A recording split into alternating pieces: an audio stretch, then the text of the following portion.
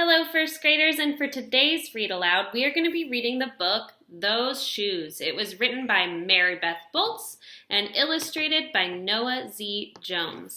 It was published by Candlewick. So, in this book, the main character, his name is Jeremy. He is kind of having some trouble telling the difference between needs and wants. So let's learn along with him. All right. I have dreams about those shoes. Black high tops, 2 white stripes.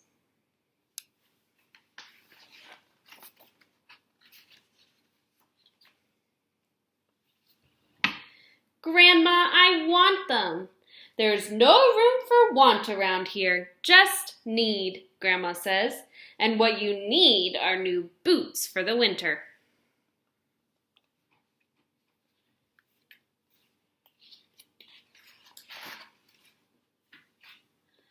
Brandon T. comes to school in those shoes.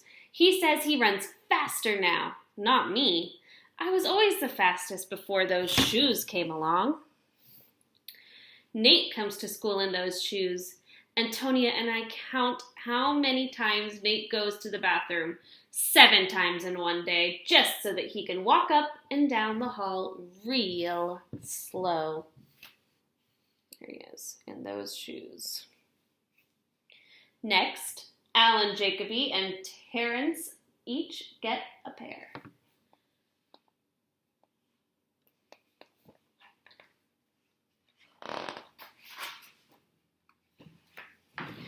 Then one day, in the middle of kickball, one of my shoes comes apart.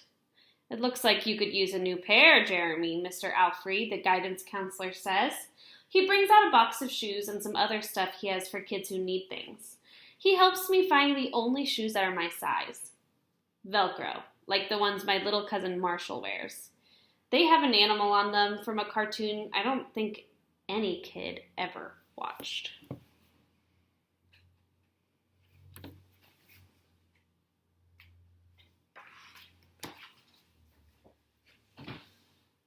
When I come back to the classroom, Alan Jacoby takes one look at my Mr. Alfred shoes and laughs. And so do Terrence and Brandon T. and everyone else.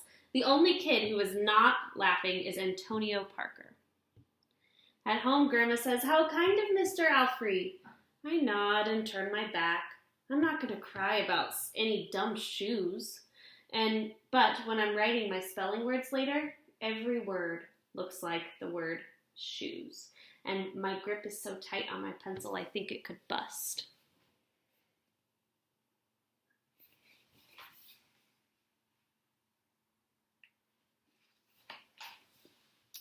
On Saturday, Grandma says, "Let's check out those shoes that you're wanting so much. I got a little bit of money set aside. Might be enough. You never know." At the shoe store, Grandma turns those shoes over so that she can check the price. When she sees it, she sits down heavy. "Maybe they wrote it wrong," I say, and Grandma shakes her head. She sat down because the shoes were very expensive.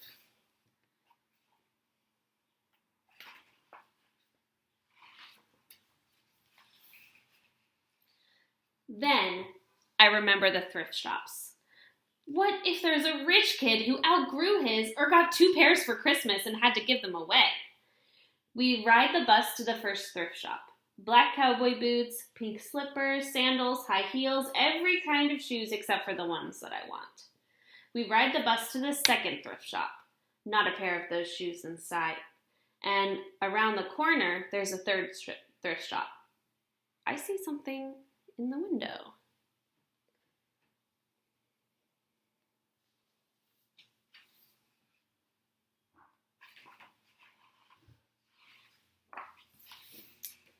Black shoes with 2 white stripes, high tops, perfect shape, $2.50.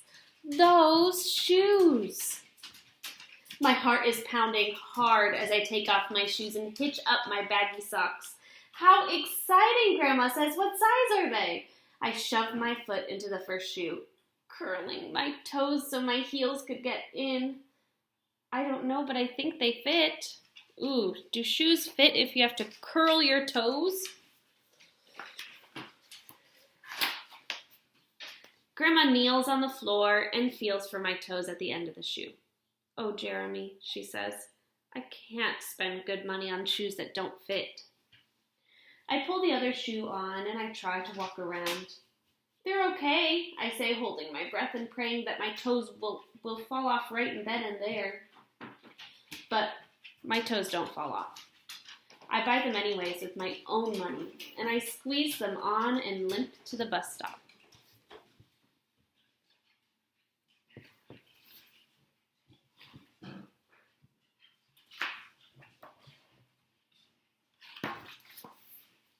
At home a few days later, Grandma puts a new pair of snow boots in my closet. Doesn't say a word about my 2 big feet shuffling around in my 2 small shoes. Sometimes shoes stretch, I say, and Grandma just gives me a hug.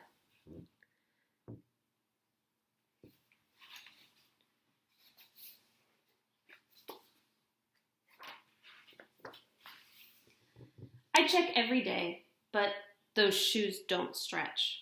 I have to wear my Mr. Alfrey's shoes instead.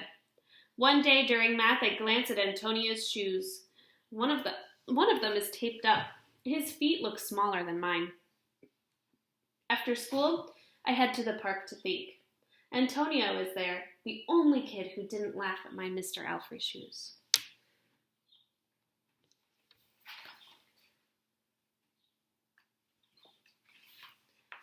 We shoot baskets. A loose piece of tape on Antonio's shoe smacks the concrete every time he jumps. I think I'm not going to do it. We leap off the swings. I'm not going to do it. We race from one end of the playground to the other. I'm not going to do it, I say. Do what? Antonio says, breathing hard. What's he not going to do?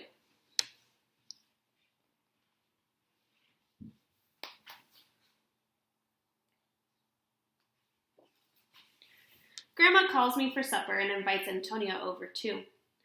After supper, he spies my shoes. How come you don't wear them? Antonio says. I shrug. My hands are sweaty and I can feel him wishing that those shoes were his. That night, I am awake for a long time to thinking about Antonio. When morning comes, I try on my shoes and one last time.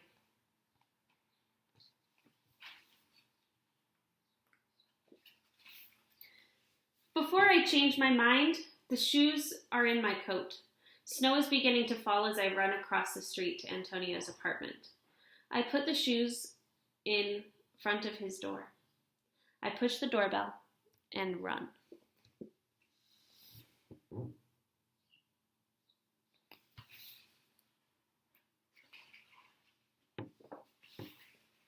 At school, Antonio is smiling big in his brand new shoes. I feel happy when I look at his face and mad when I look at my Mr. Alfrey shoes. But later, when it's time for recess, something happens. Everywhere, there is snow. Leave your shoes in the hall and change into your boots, the teacher announced. Leave your shoes in the hall. It's then I remember what I have in my backpack. New boots. New black boots that no kid has ever worn. Standing in line to go to recess, Antonio leans forward and says, "Thanks." I smile and I give him a nudge.